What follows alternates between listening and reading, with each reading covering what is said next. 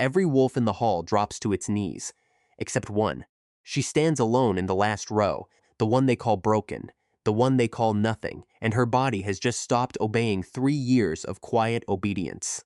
Something under her skin is answering a call no one else can hear. The doors are still swinging on their hinges. The king hasn't spoken yet, and already the air in the room has gone too thick to breathe. A basket of crushed herbs lies forgotten on the floor behind her, because tonight, the girl everyone taught themselves to look past is about to become the one thing this pack was told could never exist again. The fire is already climbing under her skin. Somewhere outside these walls, an old woman who has spent 65 years pretending to be harmless is standing very still, listening to a howl she thought she'd buried forever.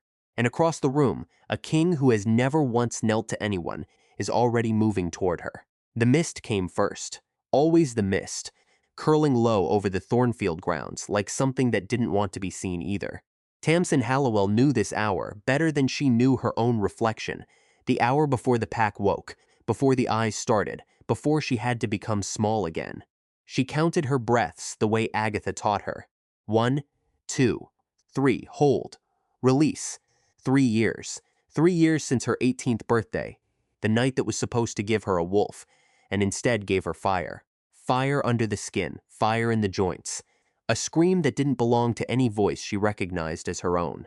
And nothing after, no fur, no shift, no proof that she belonged to anything at all.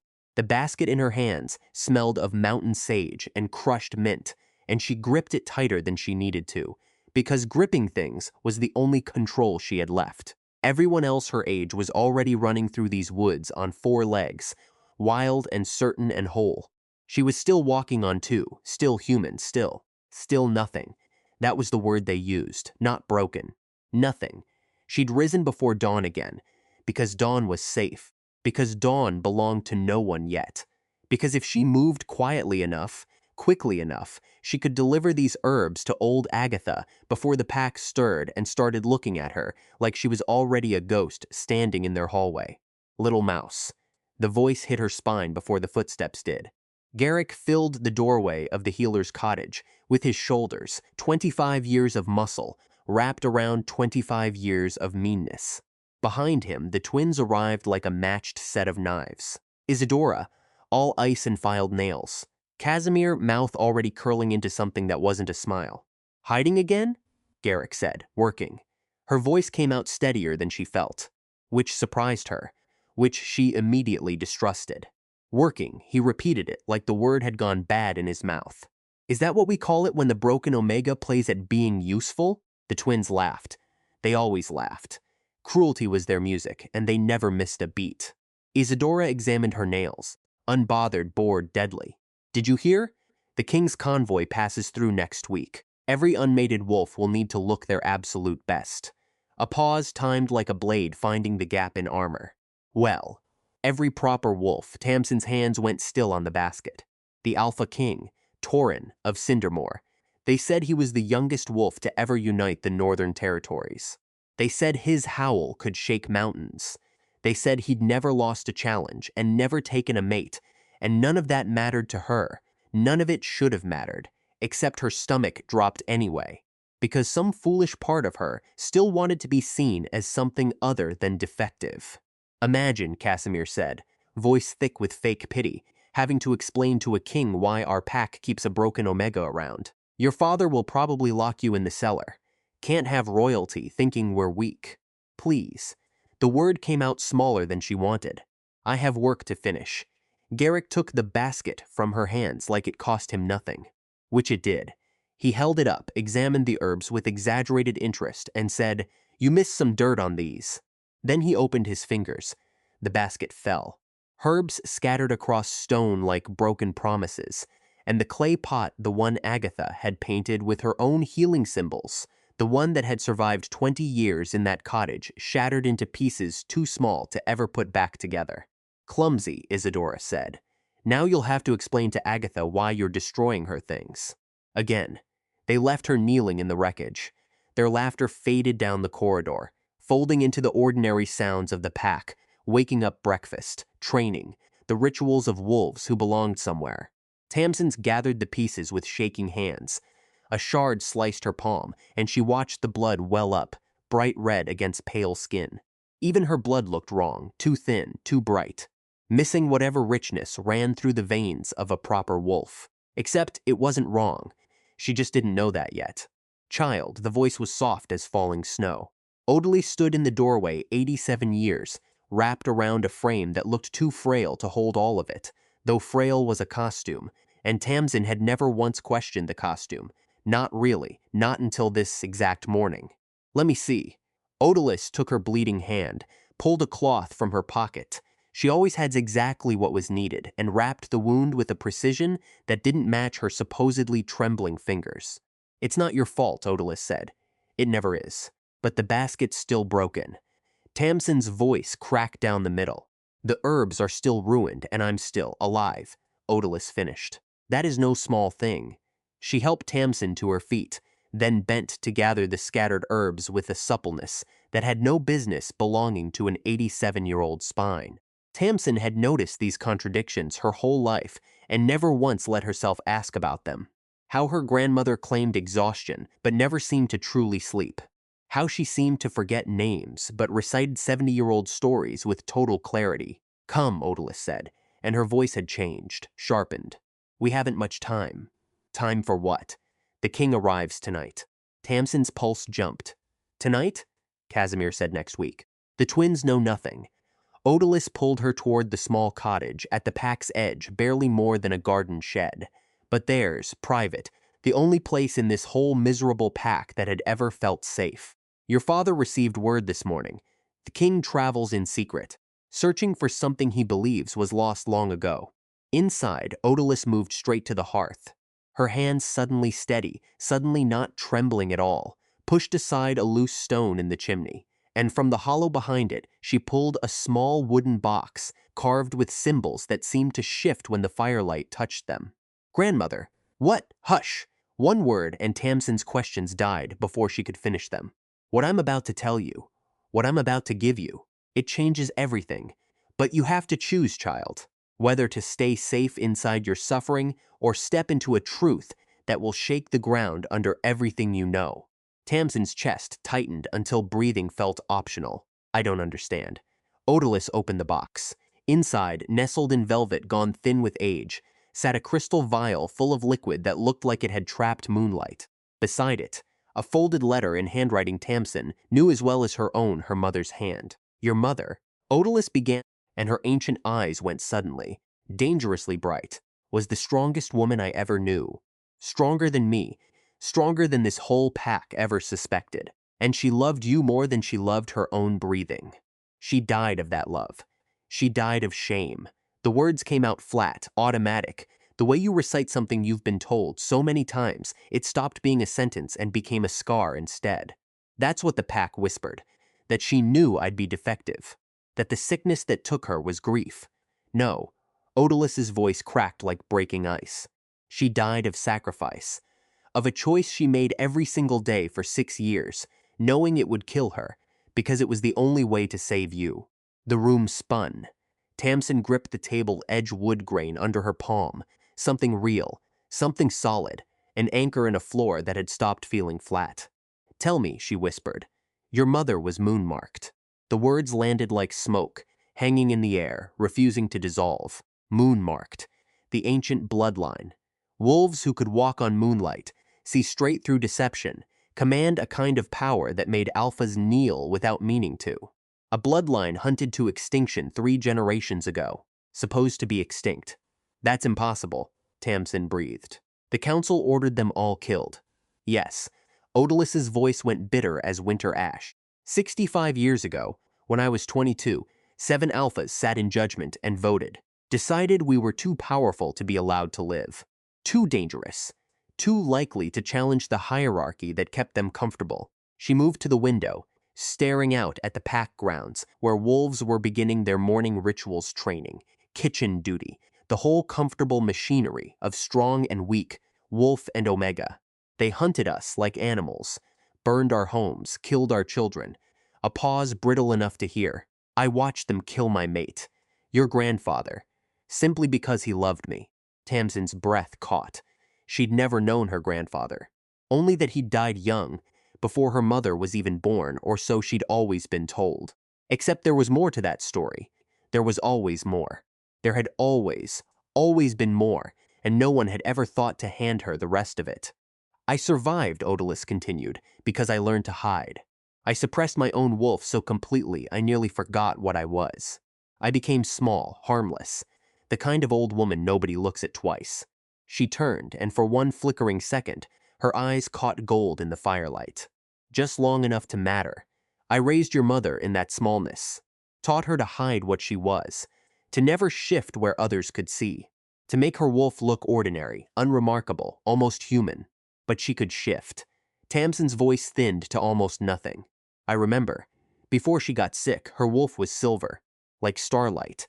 Because I taught her control, Odalus's voice softened, just slightly, just enough to let the grief through. Moon-marked don't shift at 18 like ordinary wolves, child. Ours comes earlier, harder, more dangerous. Your mother shifted at 15. The power nearly killed her. I spent 3 years teaching her to hold it in, to make it look small.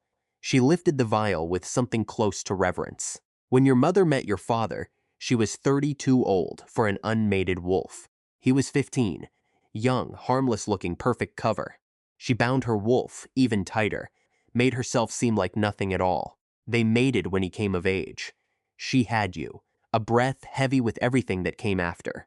And for a while, we thought perhaps the bloodline had thinned enough. Perhaps you'd be safe, ordinary.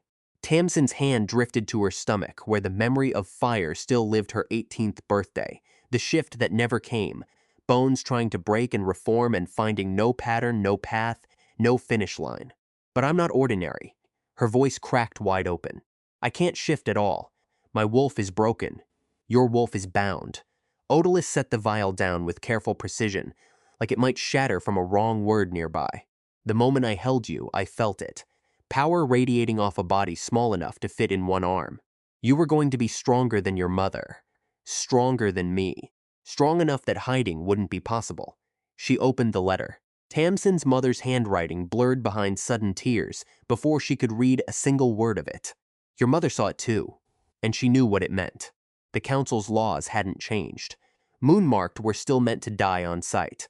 Odalus's voice broke clean in half. So she made a choice, a binding ritual, blood magic.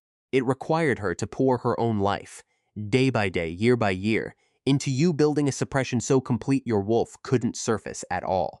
That's why she got weaker. Tamsin breathed the words like they were the last air in the room. That's why she faded. She chose to fade. Odalus wiped her eyes with a hand that had gone, finally, honestly, shaking. Every morning she woke up and chose you over herself. For 6 years. Until her body couldn't sustain the binding anymore. Until she'd given every last drop of herself to keep you safe. The cottage felt too small suddenly. Too close. Too warm. Too full of a truth that had been sitting right under Tamsin's whole life without her ever once noticing the shape of it. She stood, paced to the window, pressed her forehead against cold glass. Outside, the pack moved through its ordinary morning. Garrick, training younger wolves with casual brutality. Isadora and Casimir walking arm in arm toward the main house, probably to report on their morning's cruelty like it was a job well done. Her father on the steps, watching the eastern road. Waiting. Why didn't you tell me? Her voice came out raw. Raw in a way she hadn't let it be in years. Why let me think I was broken? Why let me suffer? Because the binding required your belief. Odalus stood beside her, their reflections overlapping in the glass, old and young, past and future, folded into one pane of dirty morning light. If you'd known you had a wolf, you would have tried to reach for it. And trying would have shattered the suppression before you were strong enough to survive what comes after. What comes after? Odalus pressed the vial into her hands. The king. Tonight. He's been searching 5 years for any sign that Moon-marked survived. And when he's near you, the binding breaks. How do you know that? The old woman's smile went sad and knowing all at once. Because there's only one force strong enough to shatter a mother's dying wish. Only one thing that outranks blood magic itself. What? A true mate. The vial slipped through Tamsin's fingers. Odalus caught it reflexes that belonged to someone 40 years younger and set it safely on the table. That's impossible, Tamsin said. True mates are rare. And a king, he'd never. I'm nobody, grandmother.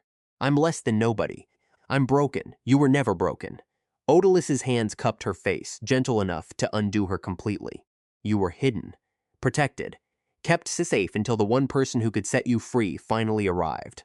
Outside, a sound cracked through the morning. Horses. The thunder of hooves against packed earth. Shouting alarm, excitement, both tangled together into something that sounded almost like chaos arriving early. Odalus went still. He's early, she breathed. The king is early. Tamsin's pulse slammed against her ribs.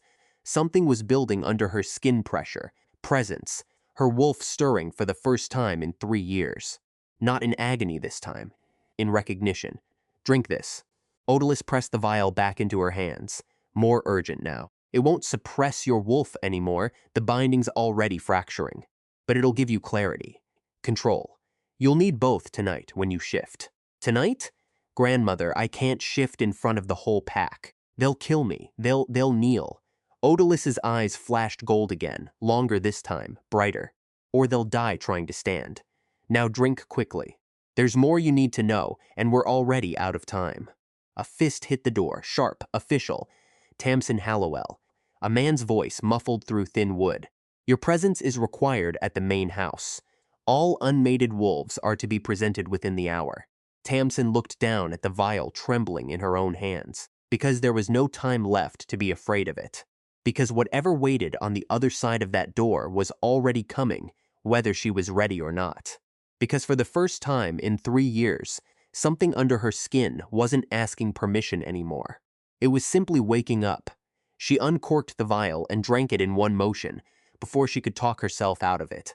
The liquid tasted of cold water, and something underneath that, something that reminded her, absurdly, of standing outside on a clear winter night. It went down warm. It settled somewhere behind her ribs, like a hand pressed flat against an old bruise, steady rather than sharp. Now Odalus said, Chin up. Let's go meet your future. Someone shoved a dress into her arms before she'd even stopped shaking, because there wasn't time to argue, because the hour promised her had already collapsed into minutes, and somewhere beyond the cottage walls she could hear the whole pack scrambling into its best clothes, its best faces, its best lies about who they were. Tamsin let herself be dressed the way you let yourself be carried downstream, not agreeing to it. Exactly. Just no longer fighting the current. Odalus fixed the collar with hands that had gone steady again, terrifyingly steady, like a woman who'd done this exact thing 100 times in another life. Chin up, she murmured. Whatever happens in there, chin up. What if the binding doesn't break? It will. What if it breaks wrong? What if I shift and I'm... Tamsin's voice snagged on the word before she could finish it. Malformed. Monstrous. Something even worse than nothing. Then we'll deal with that too. Odalus took both her hands, held them still. But it won't come to that. I've watched you your whole life, child. Whatever's under your skin, it isn't a mistake. Now go. Your father is waiting, and so is a room full of wolves who have no idea their whole world is about to turn inside out. The great hall of Thornfield had never looked like this before. Banners hung from the rafters brown and gold, tangled now with colors Tamsin didn't recognize. Midnight blue, silver, colors that didn't belong to this pack, colors that had arrived on someone else's horses. Unmated wolves packed the space wall to wall, primped and preened, and radiating a nervous hunger that Tamsin could almost taste in the air. Girls in their finest dresses, boys with freshly groomed coats, chests out, jaws set, practicing dominance they didn't actually have. She found the back row on instinct. Years of practice, folding herself into corners, making her body take up no more space than a shadow needed. It was a skill in visibility. She'd gotten good at it.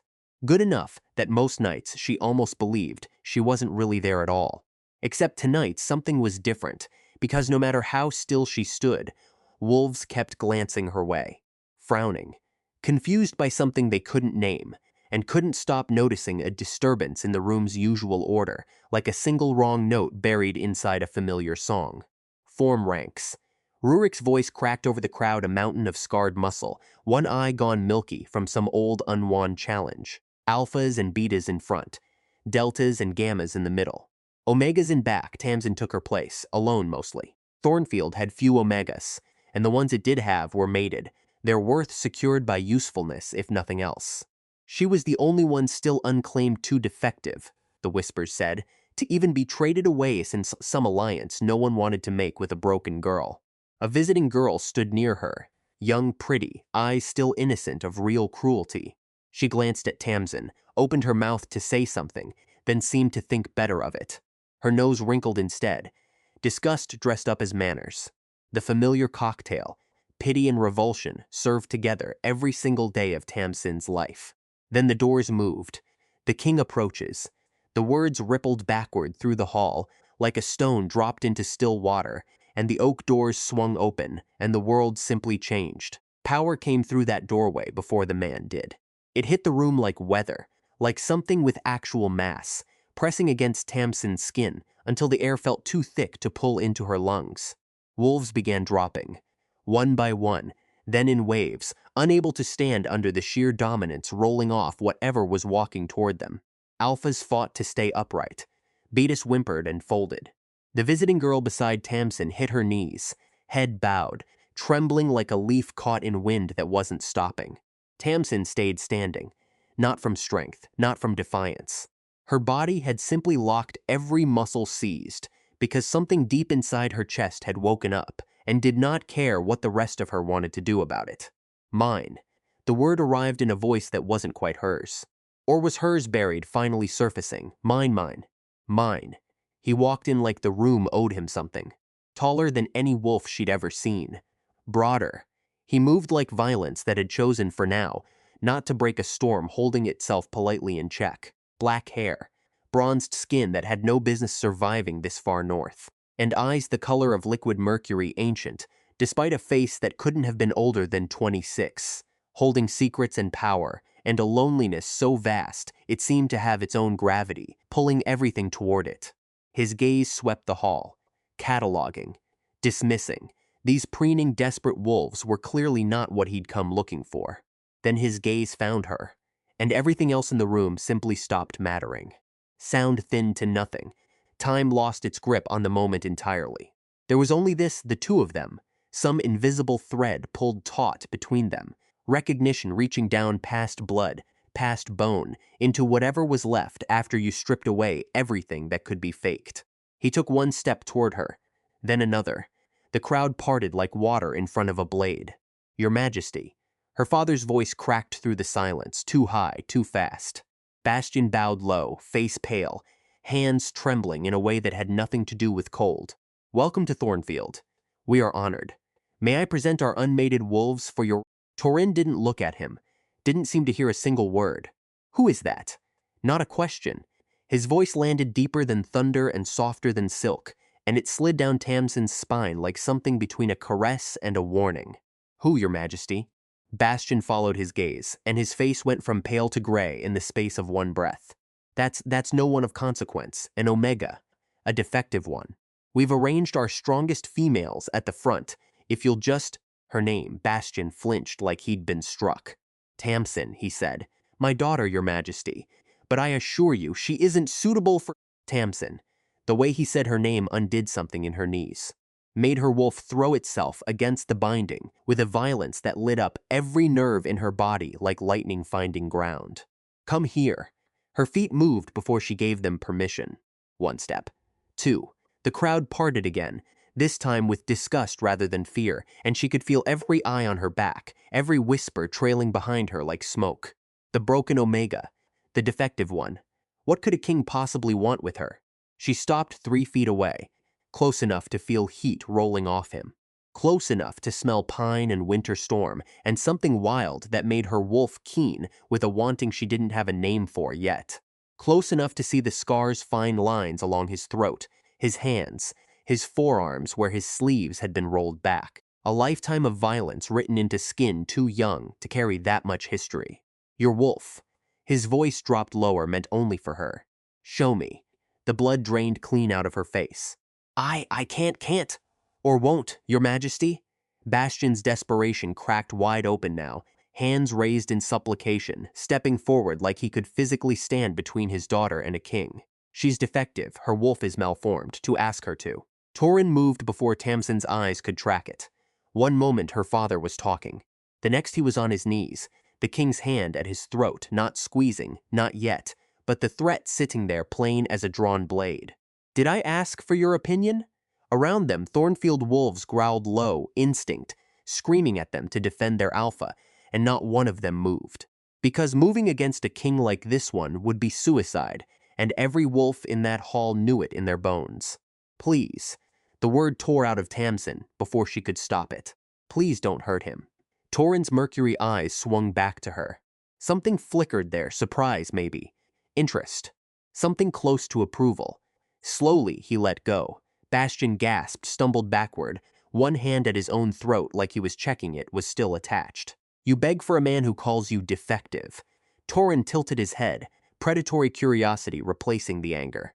Interesting. He's my father. Biology doesn't make family. Something in his tone suggested he knew that particular truth from the inside out. It only makes blood. Family is something else entirely. He lifted his hand toward her face. Tamsin flinched. Couldn't help it 3 years of raised hands, meaning something was about to hurt, had trained her body faster than her mind could argue with it. He didn't strike her. His fingers ghosted across her cheek, barely more than a whisper of contact, and electricity exploded through her veins like a struck match dropped into oil. Because the binding her mother wove with her own dying breath didn't crack. It shattered. All at once, everywhere, a wall coming down that had stood for 3 years and 6 years before that, and had never once been asked if it wanted to fall. Her wolf surged forward with something between a roar and a sob triumph and fury, and a desperate screaming joy at finally being allowed to exist. Tamsin's spine arched. Pain ripped down through her, bones cracking, reshaping, and this time the pain had a direction.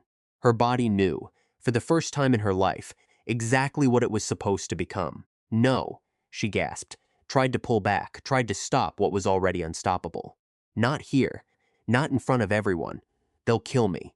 Don't fight it. Torin's hand slid to the back of her neck, steadying her. Fire and ice sent something that felt, impossibly, like coming home. I've got you. Let it happen. They'll see. Her whimper barely made it past her teeth. They'll know what I am. They'll kneel. His certainty was absolute. Or they'll die. Now let your wolf go, Tamsin. She's waited long enough. The shift took her like a wave she never saw coming. Vision exploded into colors she'd never known existed. Sound crescendoed into something like music, and the whole room seemed to expand until she could sense every heartbeat inside it, every breath, every fear written in scent and posture, the entire language of a hall full of wolves who suddenly, deeply, did not know what they were looking at. Someone screamed. Her father's voice rose somewhere in the noise, shock or horror, or both tangled together. And Torin had shifted too. His wolf was massive, black as midnight, eyes burning silver, and he did something no one in that hall had ever seen him do, not once, not in 26 years of undefeated challenges. He went to his belly, neck bared, head bowed, in absolute complete submission. Beautiful, his voice said inside her mind, through a bond that shouldn't have existed yet, not without a mark, not without a ceremony, not without anything except whatever this was between them. My beautiful, impossible mate. Tamsin looked down at herself and understood, finally, why he'd called her that. Her wolf form wasn't like any she'd ever seen, larger than it should have been. Fur that wasn't quite fur, something crystalline instead, catching torchlight and throwing it back in fractured rainbows. Where she moved, faint silver footprints bloomed against the stone floor and slowly faded, like the ground itself was trying to remember her. The room had gone dead silent. Every wolf stood frozen, staring at her with expressions sliding somewhere between awe and terror, and a recognition that seemed to come from somewhere much older than any of them. Moon-marked, someone whispered. Then louder. She's moon-marked. Impossible. Bastian breathed the word like it might undo what was standing in front of him. The bloodline is extinct. It has to be clearly not. A new voice cut through the chaos, and every head turned toward the doorway. Odalys stood there, no longer stooped, no longer trembling. She stood tall, sturdy, her eyes blazing with a power that had been folded away and hidden for 65 years, and something in the set of her shoulders made the whole hall understand, in one single breath, that they had never once actually seen this woman before. "The bloodline survives," Odalys said, "and every one of you should be on your knees." She shifted.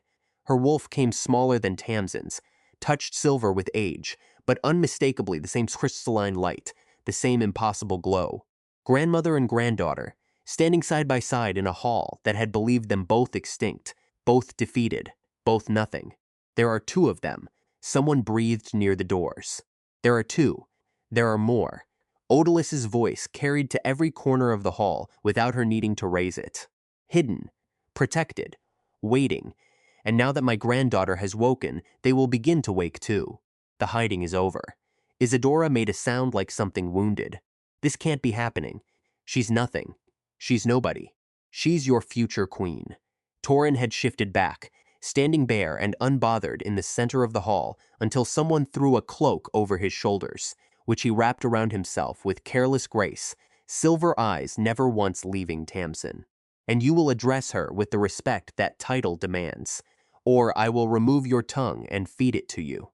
Tamsin shifted back too, and immediately missed the clarity of her wolf senses. Being human felt suddenly narrower, dimmer, like putting on a coat 2 sizes too small. Someone draped a blanket over her shoulders. She clutched it, aware all at once of exactly how exposed she was, in every possible sense of the word. "Your Majesty," Bastion tried again, voice shaking. "Surely you can't mean she's untrained, unknown." "We don't know what she's. I know exactly what she's capable of." Torin moved to stand beside her, his presence a wall between her and the pack that had spent 3 years grinding her into dust. "She's capable of surviving 21 years of cruelty while carrying power that could level this entire pack. She's capable of begging mercy for a father who called her defective in the same breath he tried to hide her. She's capable of standing when my dominance drops every other wolf in this room to the floor." He turned, addressing the hall, and his voice found some register that made the walls themselves seem to lean in and listen. "Tamsin Hallowell, moon-marked, is my fated mate, my equal, my chosen queen. Any who challenge this will face me in single combat. Any who threaten her will face the full weight of Cindermore's armies. Any who touch her without permission will lose the hand that dared." Silence, complete total, the kind that even the torches seemed to respect. Then Bastion's face crumpled not with anger, with something closer to grief cracking open after years of being sealed shut. "There's something you should know," he said, and his voice had gone quiet, in a way Tamsin had never once heard from her father. Not commanding, not performing, just small, human. About Lynette. About what I knew and when I knew it. Torin's gaze cut to him, sharp. "Speak!" Bastion's hands were shaking so badly he had to fold them together to stop it. 3 years before she died, I found out what the binding was doing to her. Not everything, but enough. Enough to be afraid. He swallowed hard. There were rumors, even then, of others like her. Survivors. A network, hidden, moving carefully between territories. I went looking for them. I thought if anyone could help her stop the ritual without losing you, it would be them. Tamsin's chest went tight. "You knew someone. And you never told me. I found them." His voice cracked clean in half. "Or I found someone who knew where to find them. And when I asked for help, they turned me away." Said a Thornfield Alpha, showing up asking questions about Moon Marked, was exactly the kind of thing that got people killed. They thought I might be a trap. Or bait. Or worse, that I'd lead the council straight to their door. He looked at Odalys then, something desperate in his face. "I never knew it was you. All these years, sitting across the fire from me, and I never knew the very woman I was trying to reach was already inside my own house." Odalys's expression didn't soften, not yet. "You came looking, and you gave up the moment they said no. I didn't know what else to do. You could have kept looking." Her voice stayed level, but there was steel underneath it, old and cold. "You could have told your wife you knew something was wrong, instead of watching her fade and calling it tired. You found a door, Bastion, and when it didn't open on the first knock, you walked away and let her die behind it." Bastion's face went the color of ash. He didn't argue. He didn't have anything left to argue with. Tamsin stood very still, feeling something shift inside her chest that had nothing to do with wolves, at all the strange, sick vertigo of learning that the people who failed you had also, quietly, in their own broken way, tried. It didn't fix anything, but it complicated the anger. And complicated anger, she was starting to understand, was still better than the flat, simple kind she'd been carrying for 3 years like a stone in her pocket. "We don't have time for confessions," Rurik said carefully, glancing at the doors, at the hall full of wolves, still frozen in various stages of shock. "Your Majesty, if word of this reaches the wrong ears before you've left Thornfield territory." "He's right." Odalus's voice snapped back into its commanding register. "The moment I shifted, every sensitive wolf within 100 miles will have felt it. The council will know something happened here by morning. We need to move. My convoy is ready to ride within the hour," Torin said. "I need my things," Tamsin started, but Odalus was already shaking her head. "There's nothing in that cottage worth carrying with us. Nothing but the memory of hiding. Let it stay behind." Tamsin thought of the narrow bed, the single window looking out at nothing, the walls that had held her smallness for 21 years like a jar holds a moth. Odalus was right. There was nothing there worth going back for. Wait. Isidora's voice cracked out, and for the first time in 3 years, her perfect composure had genuinely split open. "You can't just leave. Father said you'd be hidden during the visit. He said you weren't supposed to be. This wasn't supposed to happen." And yet, Tamsin met her eyes, and something in her own spine had straightened in the last 10 minutes without her quite noticing when. "It did. We were just," Isidora's voice faltered. "You were Omega. You were nothing. I was hidden," Tamsin said. "I was protected. I was the moon-marked daughter of a moon-marked mother, and you were too busy enjoying your own small cruelties to ever wonder why." She held Isidora's gaze until the other girl looked away first, a thing that had never once happened in 3 years. Not a single time, and something in Tamsin's chest loosened, just slightly, like a fist finally unclenching after holding on too long. Outside, horses were already gathering. Cindermore wolves, a dozen or more, their eyes moving over her with something Thornfield had never once offered curiosity instead of contempt, respect instead of disgust. Torin helped her mount, his hand steady at her waist, and Odalus climbed onto her own horse with the ease of someone who had done exactly this before, fled in the dark before, carried the weight of leaving everything behind, and somehow kept riding anyway. Bastian appeared in the doorway as they prepared to leave, looking suddenly older than his 55 years, worn down by something that had nothing to do with wolves and everything to do with fathers who failed their daughters and then had to watch them ride away. "Tamsin." His voice cracked around her name. "I know I don't get to ask for anything, but will you write? When you're settled. Just so I know you're." "I don't know yet." It was the truest thing she could offer him. "But I haven't decided to hate you. That's more than I thought I'd have to give tonight." He nodded, and something in his face suggested that was more mercy than he'd expected, and maybe more than he thought he deserved. The convoy moved. Horses carried her away from Thornfield, away from 3 years of small daily cruelties, away from the only home she'd ever technically had. She didn't look back. There was nothing behind her worth turning around for. Instead, she looked forward at the road, stretching into darkness, at the king riding beside her, who had recognized her when she'd been invisible to everyone else in that hall, at her grandmother riding tall and unhidden for the first time in 65 years, at a future that had been locked behind a door her whole life and had just, finally, without warning, swung wide open. "Are you frightened?" Torin asked, after they'd ridden a while in a silence that didn't feel empty so much as full. Tamsin considered the question honestly. She was leaving everything she'd ever known, riding toward a life she couldn't picture yet, and somewhere out there a council existed that would want her dead simply for being what she was. "No," she said, and understood, saying it out loud, that it was true. "For the first time in 3 years, I'm not frightened at all." He smiled, and it changed his whole face, turned something intimidating into something almost achingly beautiful. "Good," he said, "because what comes next is going to need every bit of that courage you didn't know you had." Behind them, Thornfield's torches shrank into small orange points and finally disappeared into the dark. And somewhere far ahead, though none of them could feel it yet, a council was already stirring, because power like hers didn't wake up quietly, no matter how far into the night you tried to ride from it. Cindermore didn't look like anything Tamsin had words for yet, because Thornfield had been mud paths and wooden halls, practical plain, built by wolves who never expected anyone to admire them.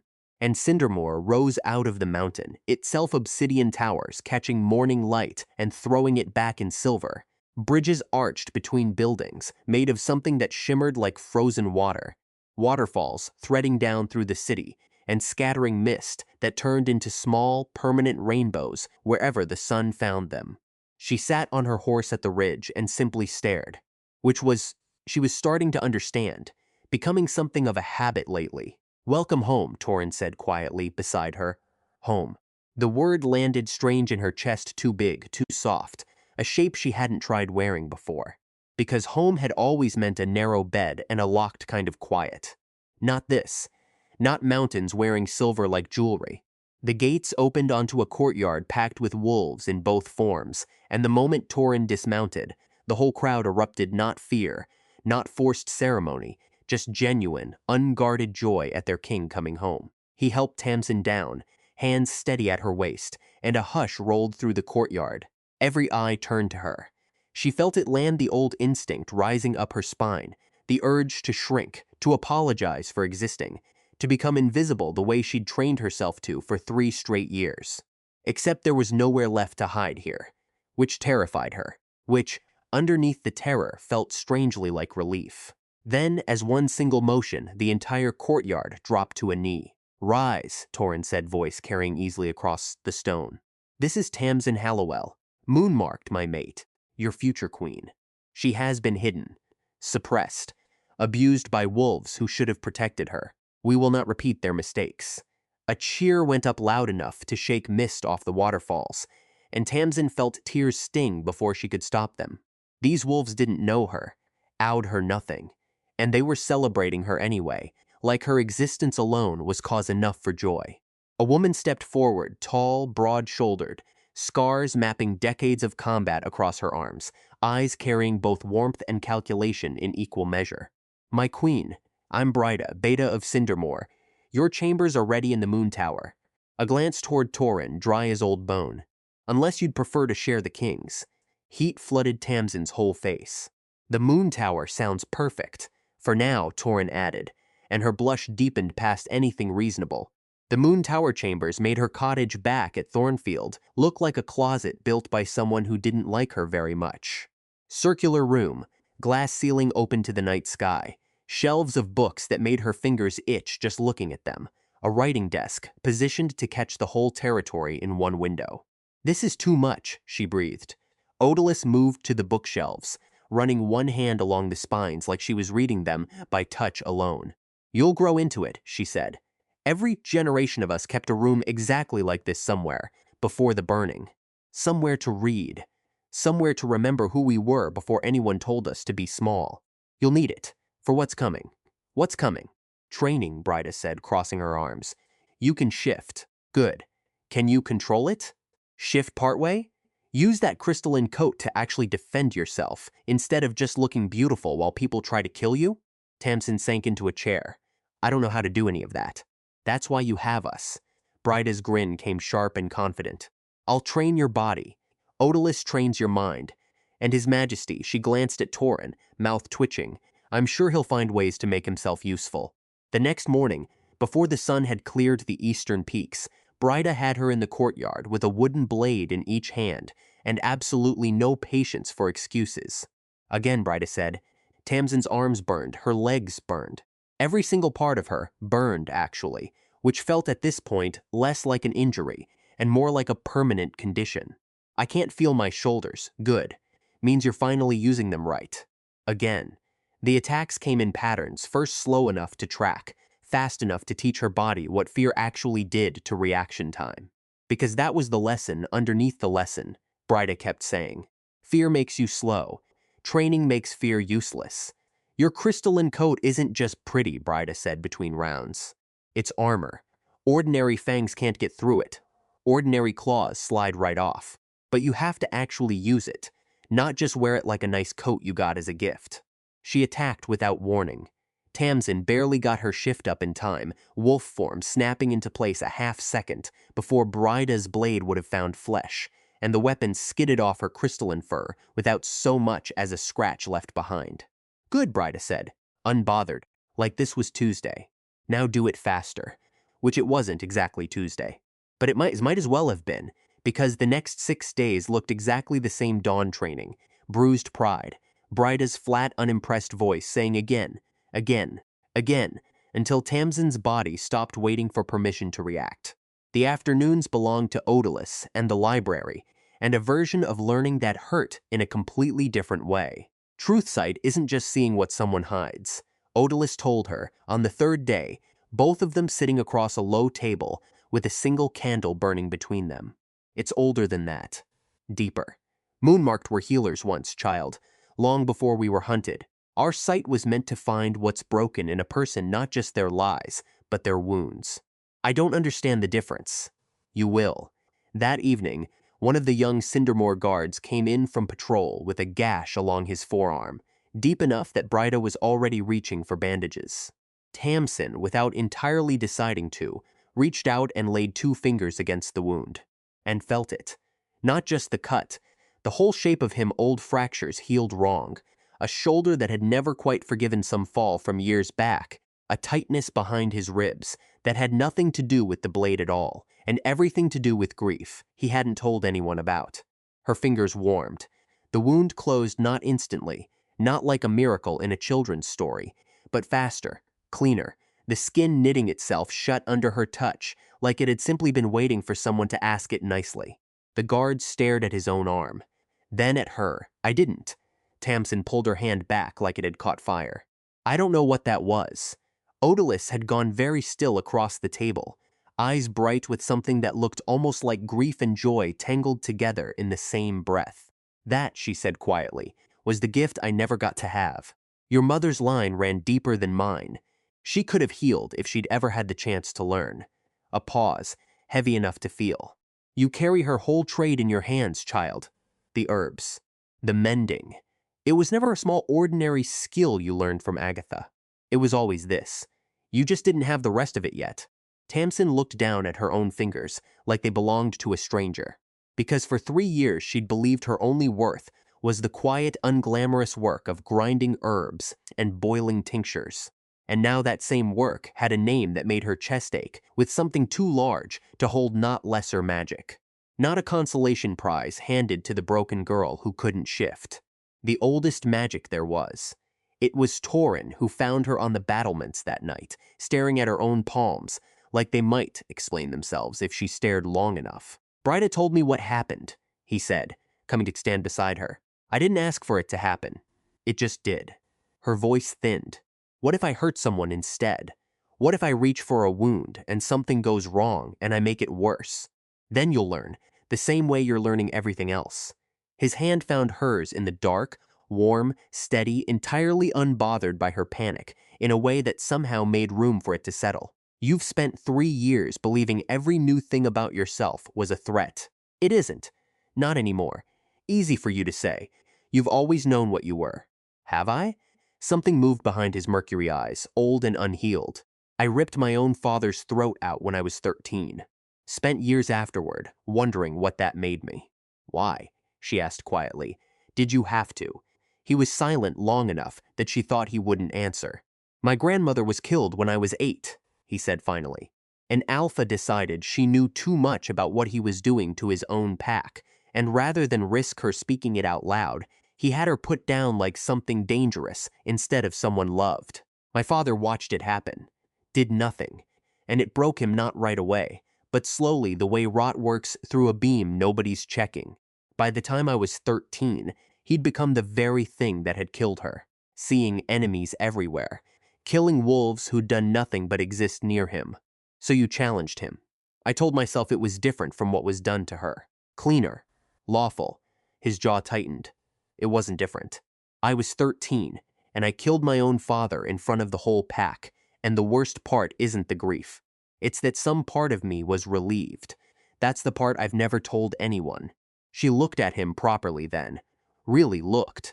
Because underneath the crown and the armies and the terrifying dominance that dropped grown wolves to their knees, there was just a person carrying his own version of the exact thing she was, carrying a childhood stolen by people who were supposed to be safe, and a strange, unwanted relief buried somewhere under all that grief. That's why you searched for Moonmarked, she said slowly. Not just duty her.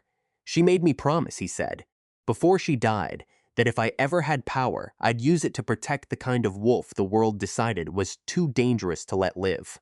I've spent 5 years keeping that promise, without knowing if there was anyone left to keep it for. There is now, she said. There is now, he agreed, and something in his voice cracked just slightly, like a door easing open after being shut a long time. We're a strange pair, she said. The strangest, he agreed, and smiled like it was the best thing he'd ever been called. It was Odalis' idea in the end to stop waiting. The council will come for verification eventually, she said, over breakfast on the 7th day, laying a small wooden box on the table between them, Linnet's old herbalist satchel, the one item Tamsin had refused to leave behind. But we don't have to sit here counting days until they do. There are others, Tamsin. I know there are. And I think your mother knew exactly where some of them might be found. Inside the satchel, tucked beneath dried lavender gone brittle with age, sat a folded map hand-drawn, 3 locations marked in ink that had faded to the color of weak tea. Beside each mark, a name written in Linnet's careful hand. She was tracking them, Tamsin breathed, all this time. She knew. Then we finish what she started. Odalis' jaw set, 65 years of patience finally running thin. I'm done waiting for the world to come find us, child. It's time we went looking instead. Torin agreed to ride with them, a king's convoy, small enough not to draw attention, large enough to survive whatever waited on unfamiliar roads. And so they left Cindermore at dawn on the 8th day, 3 points on a hand-drawn map, pulling them east, then south, then somewhere colder than either direction had any business being. The first name led them to a village pressed against a river gorge, where a young woman named Suniva was already halfway convinced she was losing her mind. They found her mid-argument with her own uncle, who was insisting loudly that whatever she'd done to outrun a pack of hunting hounds the week before was simply adrenaline, nothing more, nothing worth discussing further. Except adrenaline didn't explain the blur Tamsin's own eyes caught when Suniva turned at the sound of their approach, faster than human eyes should track, faster than any wolf Tamsin's had ever seen move. You're one of us, Odalis said simply, stepping down from her horse. Suniva's face went through disbelief, then hope, then something that cracked wide open into tears before she'd said a single word back. My grandmother used to tell me stories, she whispered, about wolves who saw the truth. I thought they were just bedtime nonsense. Something to make a strange, fast little girl feel less alone. They weren't nonsense, Tamsin said and reached for her hand. You're not alone. Not anymore. The second name took 3 more days of hard riding into hill country where the villages grew smaller and warier until they found a young woman named Ondine sitting perfectly still at the edge of a well, eyes unfocused, seeing something none of the rest of them could. You're going to ask if I saw you coming, Ondine said, before anyone spoke a single word. I did. 3 days ago, I saw a king's banner and an old woman's eyes, and a girl carrying grief like a second skin. Her gaze sharpened, finally landing on Tamsin directly. I also saw something else. Something I don't understand yet. What? A shadow standing close enough to touch you. Ondine's brow furrowed, frustration cutting through the calm. I can't see its face. That's never happened before. My sight is never blocked, except now, apparently it is. And I don't like what that means. Tamsin's stomach dropped quiet and cold. Could be nothing, she said, because saying it out loud felt safer than letting it sit unspoken. Could be, Ondine agreed. Her tone said she didn't believe that for 1 single second, and neither, if she was honest, did Tamsin. The third name led them somewhere the map had marked with no village at all, just a valley, and a set of ruins half swallowed by moss, where a young woman named Kala lived entirely alone. Her only company, the colors that moved across her own skin whenever her emotions ran too close to the surface. Greens, purples, deep, shifting blues like the northern lights had decided to live inside one person instead of the sky. My grandmother died protecting me, Kala said, once introductions had settled, and the fire was lit against the valley's creeping cold. The council found her, tried to make her tell them where I was. She never said a word. Her jaw tightened, colors along her collarbone flaring dark. She died with my name still a secret. Odalys went very still. Her name, she said carefully. Was it Celeste? Calla's whole face broke open. How could you possibly know that? Because Celeste and I were friends. 65 years ago, before all of this started. Odalys's voice cracked, old grief finding new air to breathe in. We were 8 women once. 8 grandmothers who built a hidden network, scattered our granddaughters across every territory we could reach, and swore to keep each other's secrets even if it killed us. A pause, heavy enough to bend the room around it. It did kill some of us, but not all of it died with them. They found the sanctuary on the way back to Cindermore, a low stone building tucked into a fold of the mountains, doors sealed with symbols that shifted faintly in torchlight, exactly like the box Odalys once kept behind her own hearth. I built this, Odalys admitted, running her palm over the door, like greeting an old friend she hadn't seen in decades. Years ago. In case any of us ever needed somewhere to run that wasn't a stranger's floor or a borrowed grave. She pushed the door open onto dust, cobwebs, and shelves of books that hadn't been touched in half a lifetime. I never thought I'd bring anyone here. I never thought there'd be anyone left to bring. 4 young women stood in that dusty room together, Tamsin, Sunniva, Undine, Calla, each one carrying a different gift, a different grief, a different grandmother's sacrifice stitched into the fabric of who they'd become. We're not alone, Sunniva said quietly, like she was still testing whether the words would hold weight. No, Tamsin agreed, none of us are. Not anymore. Except the warmth of that moment didn't get to last as long as she wanted it to. Because 2 days later, back within Cindermore's obsidian walls, a messenger arrived bearing a seal. None of them wanted to see the official mark of the Council of Alphas, pressed into wax the color of dried blood. Bryda brought the scroll to Torin during dinner. He read it, and his expression darkened with every single line. What is it? Tamsin asked, already knowing, somehow, that the answer would change everything again. The council invokes the ancient accords. His voice went tight, controlled fury, barely leashed. They demand all 4 of you appear before them within 2 weeks, for heritage verification. No armies. No guards beyond a single beta per alpha present. It's a trap, Bryda said flatly. Of course it's a trap. Odalys's hands had gone white-knuckled around her own teacup. They want us gathered somewhere neutral, away from Cindermore's protection, where finishing what they started 65 years ago becomes considerably easier. Silence settled over the table, heavy enough to taste. Then we go anyway, Tamsin said, and heard her own voice come out steadier than she expected. Because refusing means being declared rogue fair game for any wolf in any territory. And running means doing exactly what we've all spent our whole lives already doing. Her jaw set. I'm done hiding. Whatever waits at that gathering, we go together, and we go with our eyes open. Undine's gaze had drifted somewhere distant again, that half-focused look that meant her sight was pulling at something none of the rest of them could see yet. There's still a shadow near you, she said quietly, almost to herself. I still can't see its face. Tamsin's stomach turned cold all over again. Because whatever was coming, it wasn't only waiting for them at the council grounds. It might already be riding right beside them. 2 weeks. That was all the council had given them. And somehow it felt like both an eternity and no time at all, because you couldn't train 4 strangers into a weapon in 14 days, except that was exactly what Bryda intended to try. Again, Bryda said, for what had to be the 100th time that morning. Sunniva blurred sideways, too fast for the human eye, and Tamsin's crystalline arm came up half a second late, catching a blunted blade across her forearm instead of stopping it clean. Late, Bryda called out. You're all still fighting like 4 separate wolves. You are not 4 separate wolves. Not anymore. Not if any of you want to walk away from that gathering alive. Because that was the truth underneath the training, wasn't it? Tamsin turned it over in her head while she caught her breath, doubled forward, palms on her knees. They weren't practicing to look impressive.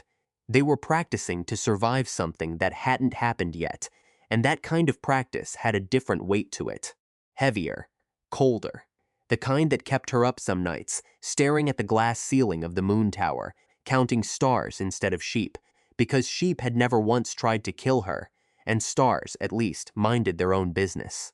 Formation, Bryda barked, north, south, east, west. Undine, call it. Undine's voice cut clean and sharp. North. Suniva moved to position before the word had even finished leaving her mouth. South. Kala shifted, colors flaring dark blue down her arms as she settled into place. Ready. East. West. Tamsin and Undine herself completed the square, and for one held breath, all four of them stood locked into the shape. Odalus had described that very first night a constellation, she'd called it. 4 points of light that meant nothing alone and everything together. Now sing, Odalus said, from the edge of the courtyard, where she'd been watching with her arms folded and her ancient eyes sharp as knife points. Not with your throats, with whatever's underneath them. Which sounded, Tamsin thought, like the kind of instruction that should have come with an actual explanation attached. Except when she tried, when she let herself stop overthinking it and simply reached for whatever lived under her ribs, under the fear, under 3 years of believing she had nothing worth reaching for, something answered. A hum, not sound exactly, pressure.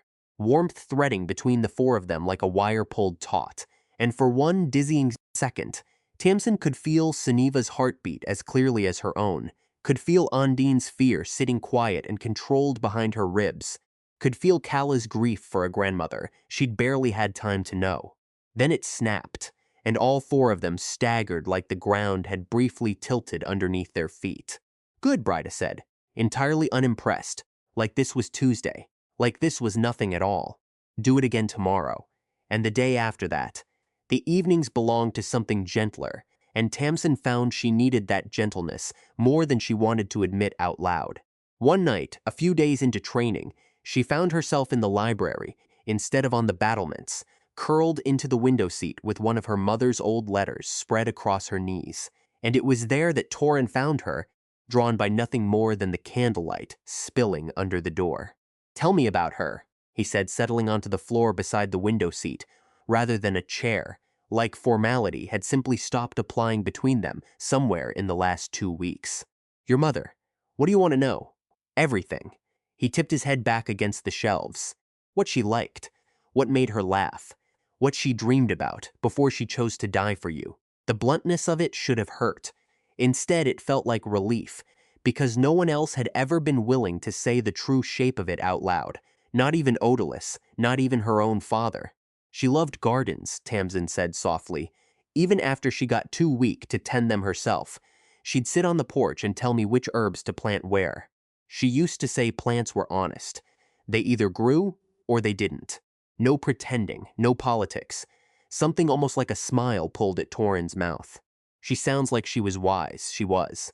Tamsin pulled her knees up, wrapped her arms around them. She used to tell me stories about the old times, before the council, when Moonmarked walked freely and nobody was afraid of what they might see.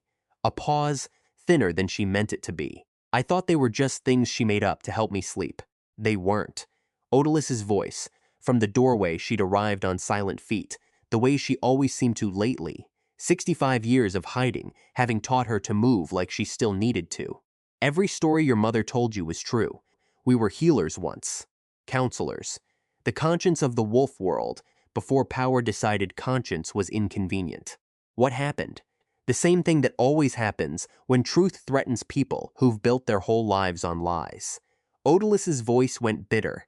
Old ash stirred up from underneath 65 years of careful silence. I was 22, mated to a human man named Emrys, a blacksmith. Strong hands, gentle heart, the kind of person who hummed while he worked old, terrible off-key tunes that made the whole street laugh. Tamsin had never heard her grandmother speak this way. Never heard that particular softness, that ache of something remembered too clearly to have actually faded. When the council came for us, Odalus continued, I'd just discovered I was carrying your mother. Emrys made me promise, right there while our village burned, that I would run, that I would save her, even if it meant leaving him behind. Her hands tightened on the doorframe. He put his palm against my belly and said, run, give her a life, make it worth something. And then he stood between me and a blade meant for my throat. Tears slid down her weathered face, unhidden for once. I ran like he begged me to, and I heard him die while I fled into the trees. Felt the exact moment our bond severed, like something torn straight out of my own chest. She met Tamsin's eyes. I've lived 65 years past that single moment. 65 years of pretending to be weak, so the man who killed him would never know I survived. 65 years of trying to make his death worth something. Torrin's jaw had gone tight, silver eyes darkening. The council will answer for this. Every alpha who took part. Every wolf who carried out their orders. Careful, Your Majesty. Odalis' voice, though still raw, carried a warning edge. Vengeance and justice look identical, right up until you're standing in the middle of them. Then call it justice. I intend to, she said. But justice that forgets mercy is just cruelty wearing a nicer coat. I didn't survive 65 years to become the very thing that hunted me. The messenger from Thornfield arrived a few days later, and Tamsin nearly didn't open the letter at all. Because part of her, a small, tired, familiar part, expected more cruelty folded into that wax seal. Expected her father's excuses dressed up as apology. Expected nothing worth the paper it was written on. Instead, the letter was short, shorter than she expected, and it said, in Bastian's careful, unpracticed handwriting, that he would be traveling to the council, gathering himself not summoned, not required, but because he refused to hide while his daughter faced danger he had helped, in his own cowardly way, to create. He's coming, she told Bryda, folding the letter with hands that weren't quite steady. Is that good or bad? I don't know yet, Tamsin tucked it away. But at least he's trying. That has to count for something, even if I don't know how much yet. They left for the council grounds, with days still left on the council's clock, riding out through Cindermore's silver gates, with a convoy small enough to move fast and quiet. Torrin, Bryda, Odalis, the 4 moon-marked, and a dozen of Cindermore's most trusted wolves, flanking them at a careful distance, because ancient law forbade anything larger, and ancient law, infuriatingly, still had teeth even now. The first day passed easily enough. Rolling hills, easy roads, Seneva racing ahead just to feel the wind and racing back before anyone could scold her for it. Calla's colors shifted calm and pale blue the whole afternoon, which Tamsin was starting to understand meant something like contentment, or the closest thing to it Calla allowed herself these days. It was the second night that everything went wrong. They made camp in a shallow valley, fire built low and careful, and Tamsin had just settled beside the flames when Undine went suddenly. Completely still, the particular stillness that meant her sight was pulling her somewhere none of the rest of them could follow. Something's coming, Undine said, voice flat and far away. Not natural, not wolves. Something that used to be wolves. Bryda was already on her feet, blade drawn, barking orders low and fast. Positions. Now, which was when the howling started wrong from the very first note, too many voices layered into one sound, like something had tried to make a chorus out of screaming instead of song. They came out of the tree line all at once.